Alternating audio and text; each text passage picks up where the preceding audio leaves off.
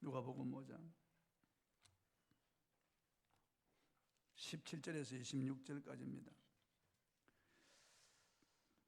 제가 봉독하겠습니다. 누가복음 5장 17절. 우리 목사님들이 어디 가셨나 다 안 보이나? 우리 나중에 좀 성합 쳐가지고 하시면 되겠습니다. 하루는 가르치실 때 갈릴리의 각 마을과 유대와 예루살렘에서 온 바리새인과 율법 교사들이 앉았는데 병을 고치는 주의 능력이 예수와 함께 하더라. 한 중풍병자를 사람들이 침상에 메고 와서 예수 앞에 들여놓고자 하였으나 무리 때문에 메고 들어갈 길을 얻지 못한지라 지붕에 올라가 기와를 벗기고 병자를 침상째 무리 가운데로 예수 앞에 달아내리니 예수께서 그들의 믿음을 보시고 이르시되 이 사람아 내 죄 사함을 받았느니라 하시니 서기관과 바리새인들이 생각하여 이르되 이 신성모독하는 자가 누구냐 오직 하나님 외에 누가 능히 죄를 사하겠느냐. 예수께서 그 생각을 하시고 대답하여 이르시되 너희 마음에 무슨 생각을 하느냐. 내 죄 사함을 받았느니라 하는 말과 일어나 걸어가라 하는 말이 어느 것이 쉽겠느냐. 그러나 인자가 땅에서 죄를 사하는 권세가 있는 줄을 너희로 알게 하리라 하시고 중풍병자에게 말씀하시되 내가 네게 이르노니 일어나 내 침상을 가지고 집으로 가라 하시매 그 사람이 그들 앞에서 곧 일어나 그 누웠던 것을 가지고 하나님께 영광을 돌리며 자기 집으로 돌아가니 모든 사람이 놀라 하나님께 영광을 돌리며 심히 두려워하여 이르되 오늘 우리가 놀라운 일을 보았다 하니라. 아멘. 믿음은 보인다, 이런 제목으로 오늘 말씀을 통해서 같이 은혜를 나누겠습니다. 이 경기도 어느 한 소방서에 송한길 대원이라는 소방대원이 있었습니다.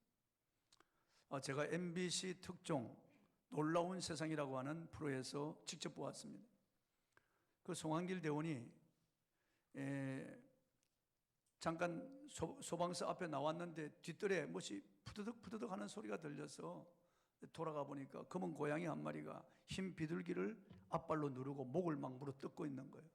이 송한길 대원이 다가가니까 이 고양이가 놀라서 도망을 갔어요.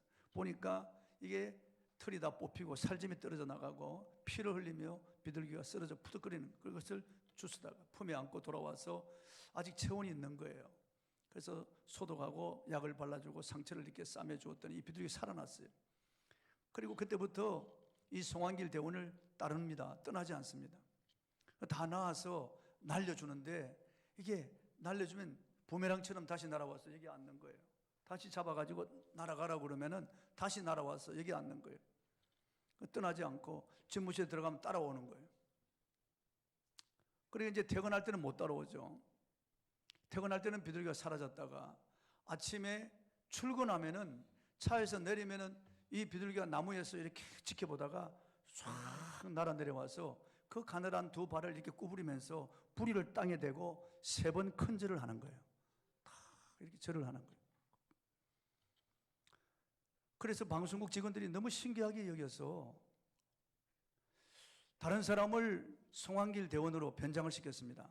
송한길 대원의 옷을 입히고 모자를 쓰고 꼭 송한길 대원처럼 만들어가지고 그 다음날 아침에 그 사람이 송한길 대원 차를 타고 딱 내려가지고 걸어 나오니까 이 비둘기가 나무에서 쳐다보고 있다가 날아 내려가지고 이렇게 보다가 절을 안 하는 거예요.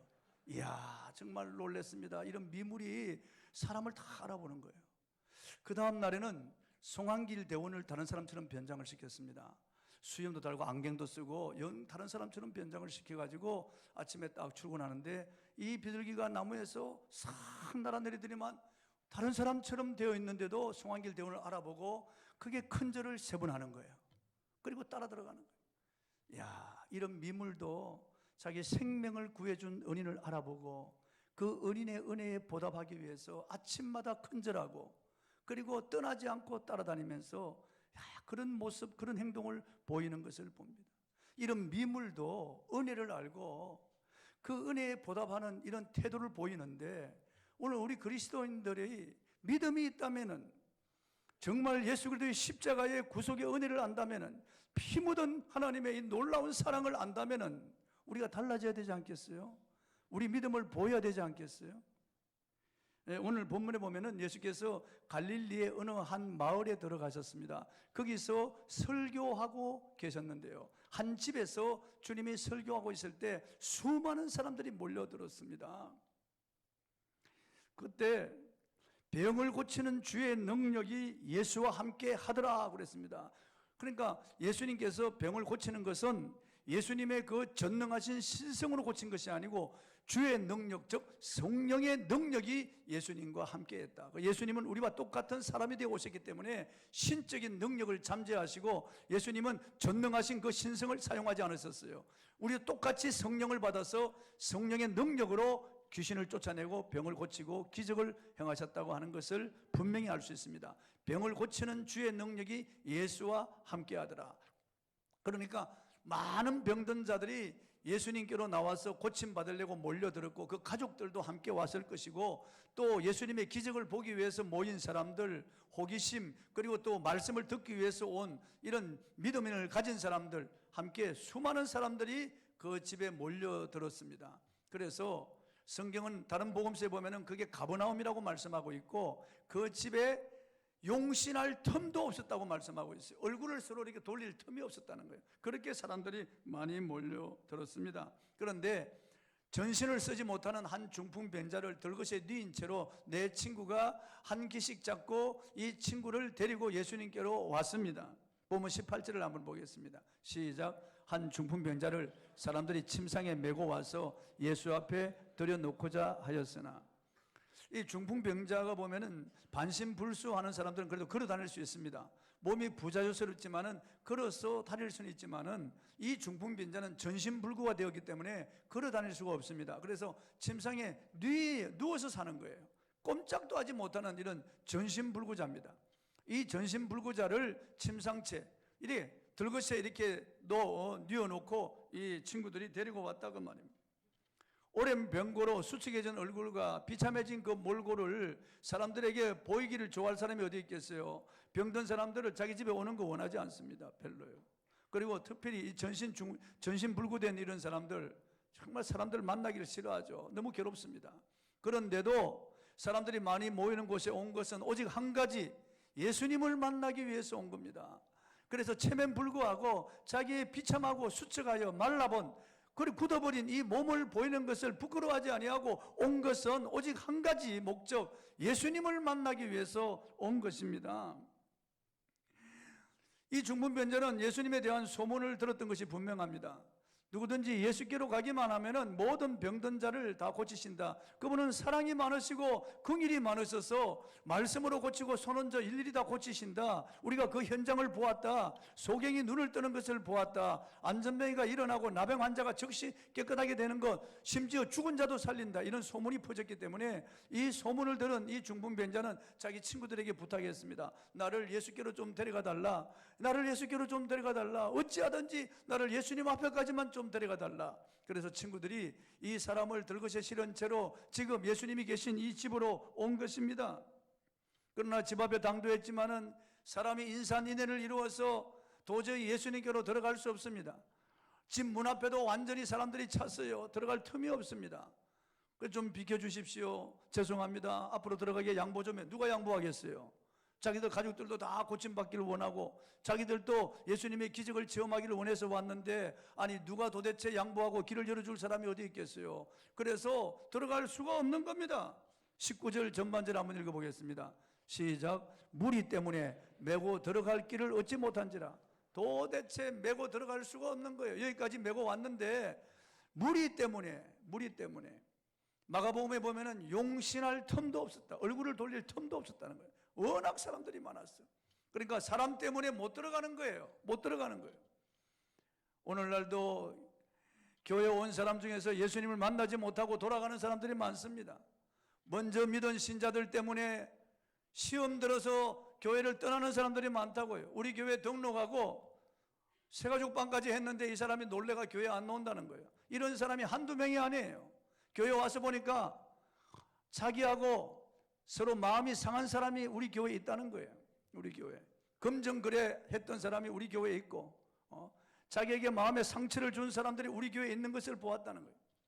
그래서 이런 사람이 있는 교회에 다닐 수 없다는 거지. 그래서 교회 왔다가 사람 때문에 시험 들어서 교회 안 나오는 사람들이 있습니다.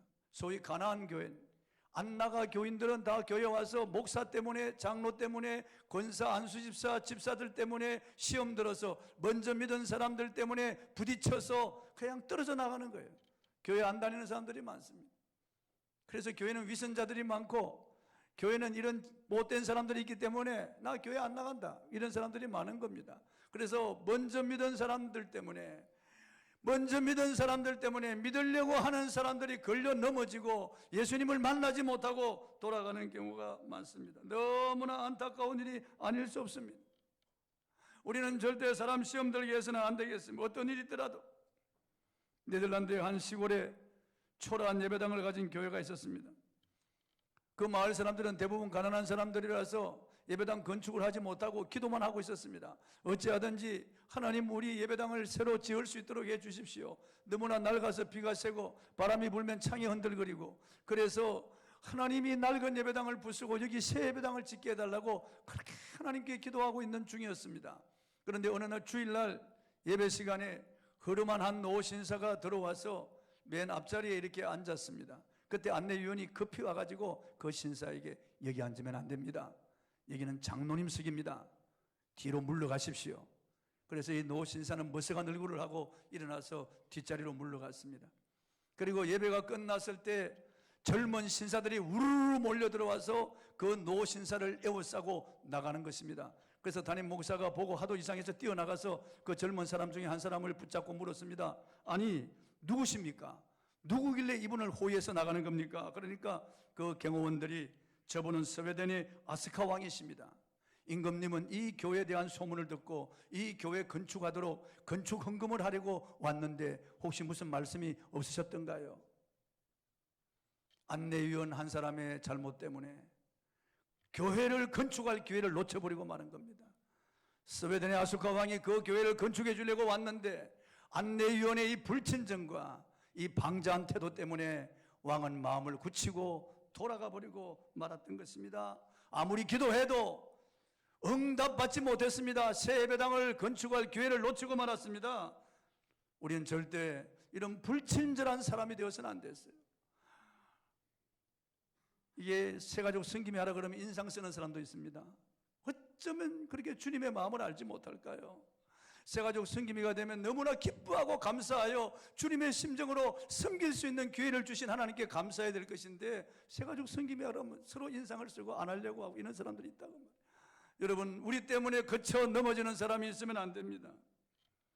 성경에는 어린 신자들이 실족하는 그런 일이 있을까? 주님께서 염려하여 이렇게 말씀하셨습니다. 마태복음 18장 6절 한번 읽어보겠습니다. 시작. 누구든지 나를 믿는 이 작은 자 중 하나를 실족하게 하면 차라리 연잔 맷돌이 거목에 달려서 깊은 바다에 빠뜨려지는 것이 나으리라. 그 사람을 죽이는 것과 같다는 거죠. 나를 믿는 이 작은 자 중, 아직 어린 신자를 말하는 거예요. 어린 신자. 어떤 경우에도 교회에 와서 이런 어린 신자가 예수를 만나려고 왔는데, 이런 어린 신자가 먼저 믿은 기존 신자 때문에 시험 들여 걸려 넘어지는 이런 일이 없도록 해야 된다고 말이에요. 그리고 이제 오신 분들은 사람 때문에 시험 들면 안 돼요. 우리가 주 예수 그리스도를 믿는 것이지, 사람은 너나 나나 다 죄인이고 우리는 다 털면 먼지나고 냄새나는 이런 죄인들이기 때문에 나도 문제 있고 너도 문제 있다고 하는 것을 알아야 됩니다. 목사도 문제 있고 장로도 권사도 다 문제 있는 그런 연약한 인생이라는 것을 알고, 우리는 사람 때문에 걸려 넘어지고 사람 때문에 뒤돌아서는 이런 어리석은 사람이 되어서는 결단코 안 되겠습니다. 사람들이 예수님께로 가는 길을 막았지만은 이 중풍병자와 친구들은 예수님께로 가겠다고 하는 이런 믿음을 가지고 있었어요. 이런 확신을 가지고 있었습니다. 예수님께로만 가면 된다. 그러면 내 병은 낫고 내 친구의 병은 반드시 낫는다. 어찌하든지 예수님께로 가, 예수님 앞에까지 가야 되겠는데 못 가게 사람들이 막고 있으니까 어떻게 하면 좋을까? 기발한 생각을 했습니다. 지붕 위로 올리자, 지붕 위로 올리자. 여러분, 이게 전신불구된 사람을 지붕 위로 올린다는 것은 이게 대단히 위험한 일이에요. 그 들것에 내 귀에 끈을 매달아서 지붕에 올라가서 조심스럽게 수평을 유지한 채로 들어 올려야 되는데 그게 보통 일입니까? 그러다가 한 사람 잘못해 기뚱해가지고 떨어지면은 아니 예수님 앞에 오기 전에 죽을 수도 있는 거예요.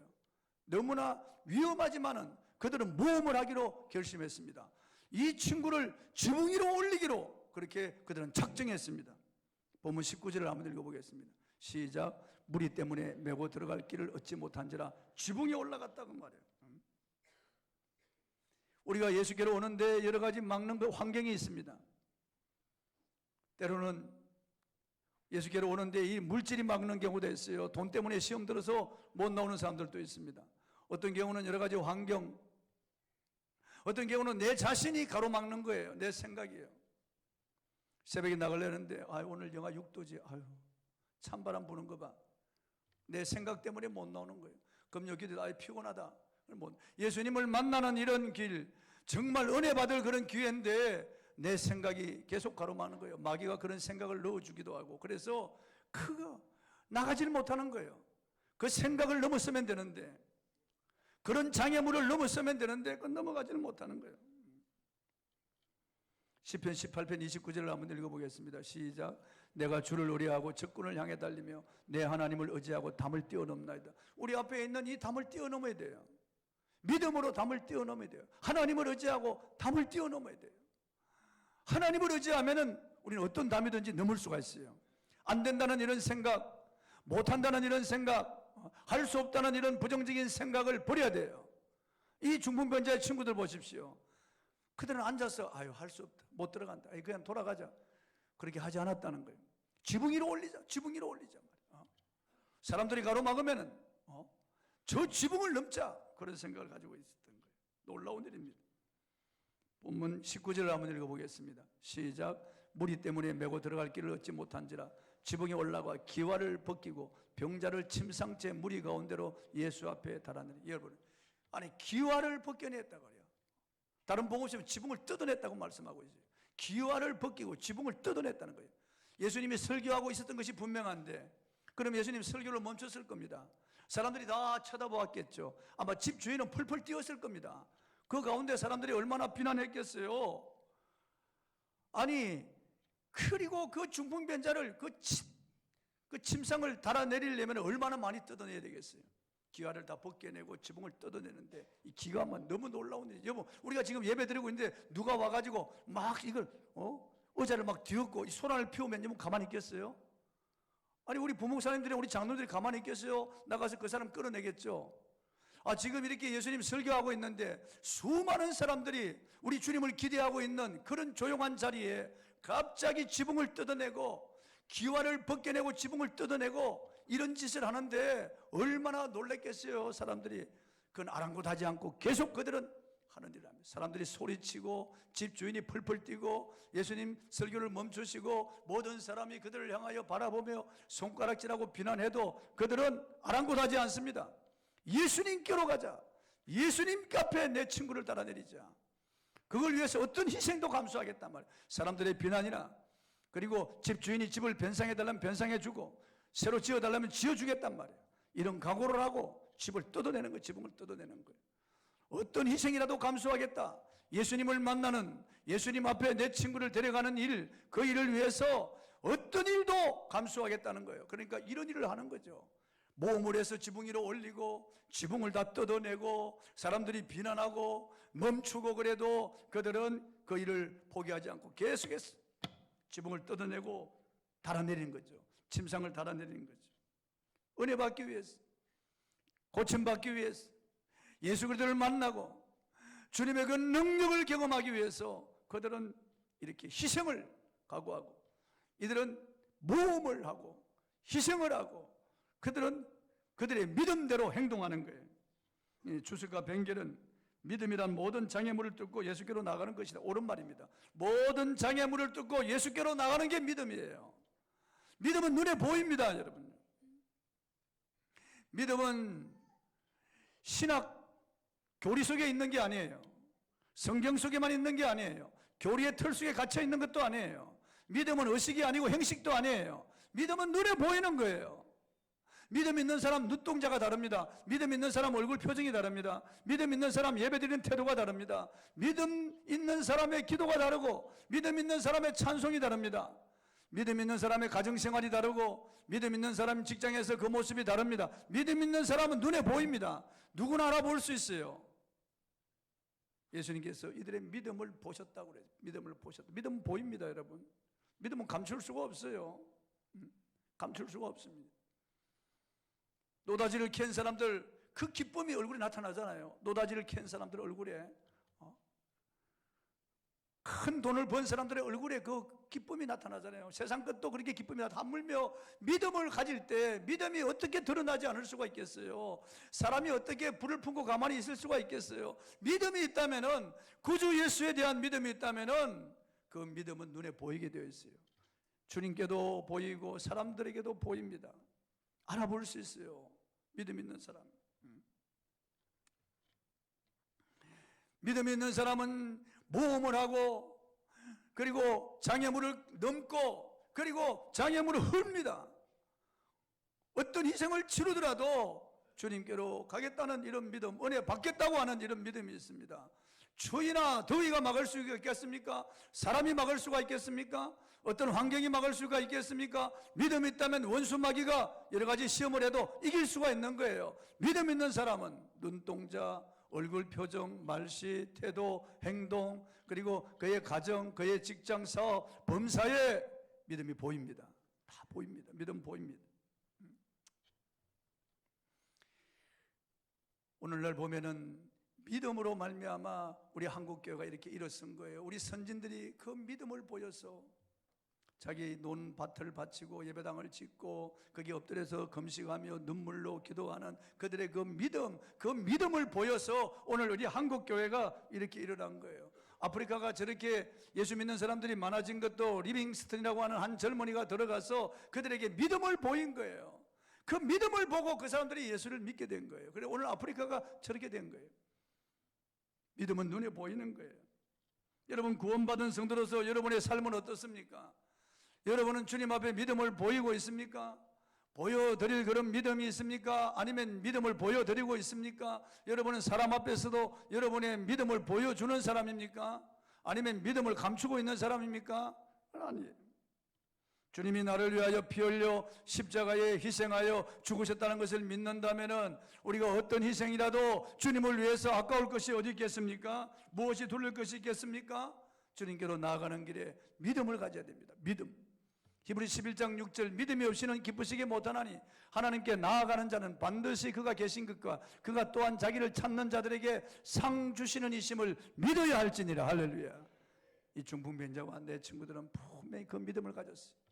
그래서 주님 앞에만 가면은 주님께서 고쳐주신다, 문제 해결하신다, 우리 인생이 달라진다, 내 친구를 주님께로 반드시 데리고 갈 것이다. 어떤 희생이 따르더라도, 사람들이 비난해도, 그리고 어떤 물질적 그런 손해가 있더라도 반드시 주님 앞에 내 친구를 데리고 간다. 이들의 그 믿음이 보였어요. 본문 20절 상반절을 한번 읽어보겠습니다. 시작. 예수께서 그들의 믿음을 보시고 믿음을 보았다고 합니다. 여러분, 믿음은 보입니다. 야고보서 2장 17절에 이와 같이 행함이 없는 믿음은 그 자체가 죽은 것이라고 했습니다. 죽은 믿음은 교리적으로 알고 있고 지식적으로 알고 있는 것입니다. 죽은 믿음은 생각 속에만 머물러 있고 결코 실천하지 않는 그런 믿음입니다. 죽은 믿음은 말은 청산 유수처럼 잘하지만 행동하지 않는 것입니다. 이게 죽은 믿음이에요.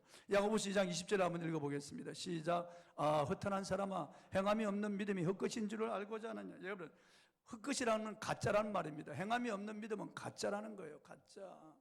그러니까 우리가 행동하는 믿음을 보여드릴 때겠어요.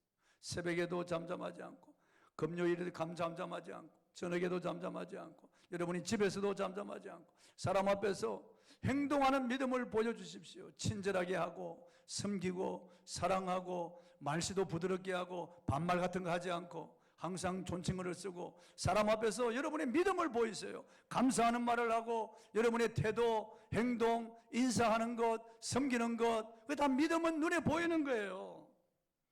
믿음과 행함은 둘이 아니고 동전의 양면과 같아요. 기차의 레일과 같아요. 둘이 아닙니다. 우리가 그릇을 준비해야 밥을 담을 수 있는 것처럼 우리가 믿음을 보여드려야 그게 하나님이 상을 주시는 거예요. 이게 복을 주는 거예요. 이 시대의 문제는 무엇입니까? 말씀이 없었습니까? 말씀은 홍수처럼 많아요. 그래, 그 말씀을 실천하지 않는다는 게 문제예요. 화려하고 요란함은 있지만은 하늘의 미랄처럼 희생하려고 하는 자가 적기 때문입니다. 여러분, 믿음을 너무 거창하게 생각하지 마십시오. 사람 앞에 보이십시오. 그냥 하는 척 하라는 게 아니고 한번 사람에게 손을 잡아주고 웃음을 주고 친절을 주고 섬겨주는 이런 것들이 믿음을 보이는 거예요. 하나님께 헌금하는 것도 믿음을 보이고 찬양하는 것도, 기도하는 것도 믿음을 보여드리는 거예요. 하나님이 다 보세요. 예수님께서 말씀하셨습니다. 내 이름으로 소자에게 냉수 한 그릇 대접하는 것도 결코 그 상을 잃지 않을 것이라. 주님이 다 보신다는 거예요. 예수님은 과부가 두렙돈 넣는 것을 보셨습니다. 보시는 거예요. 주님은 다 보십니다. 우리의 모든 일것을 다 주님은 보시는 거예요. 믿음을 보시는 거예요. 그리고 믿음 있는 사람을 주님이 칭찬하십니다. 믿음 있는 사람 주님께서 복 주시는 거예요. 믿음 있는 사람을 사용하시는 거예요. 여러분, 믿음을 보여드리시길 바랍니다. 이 중풍병자와 친구들의 믿음을 보시고 주님이 서둔하 20절 한번 읽어보겠습니다. 시작. 예수께서 그들의 믿음을 보시고 이르시되 이 사람아 내 죄 사함을 받았느니라 하시니, 예수님은 이 중풍병자의 병의 근본 원인이 죄라고 하는 것을 암시하셨어요. 죄 때문에 이런 병이 왔다는 것. 다 모든 병이 죄 때문에 오는 건 아니에요. 그러나 이 중풍병자의 병은 죄 때문에 왔다고 하는 것을 주님이 지금 암시하시는 거예요. 다른 복음서에 보면은 소자야 안심하라 내 죄 사함을 받았느니라 그렇게 말씀하셨어요. 그러니까 이 중풍병자가 내가 죄가 많아서 이런 벌을 받는구나 그렇게 생각하고 있었다는 거예요. 내가 죄가 많아서 이렇게 중풍병에 걸려서 몸이 굳어져 있구나 그렇게 생각하고 마음에 죄책감으로 마음이 아파하고 있다는 걸 주님이 아시고 주님께서 이제 내 죄 사함을 받았느니라 그렇게 말씀하시는 거예요. 여러분, 우리는 때로는 이 병이 죄 때문에 왔다고 하는 것을 알고 병들면 죄를 위하여 서로 고백하면서 기도해야 돼요. 야고보서 5장 16절을 한번 읽어보겠습니다. 시작. 그러므로 너희 죄를 서로 고백하며 병이 낫기를 위하여 서로 기도하라. 의인의 강구는 역사하는 힘이 큼이니라. 병 낫기 전에 먼저 죄를 고백할 필요가 있습니다. 죄 사함을 받을 필요가 있습니다. 우리가 숨은 죄, 묻어둔 이런 죄를 고백하면서 병 낫기를 위하여 기도할 필요가 있다 그 말이에요. 21절에 보면 예수님이 내 죄 사함을 받았느니라 그렇게 선언합니다. 내 죄 사함을 받았느니라. 그랬더니 서기관과 바리새인들이 분노가 가득합니다. 신성모독이다. 하나님 한 분 외에 누가 죄를 사할 수 있느냐. 그 말이 옳은 말입니다.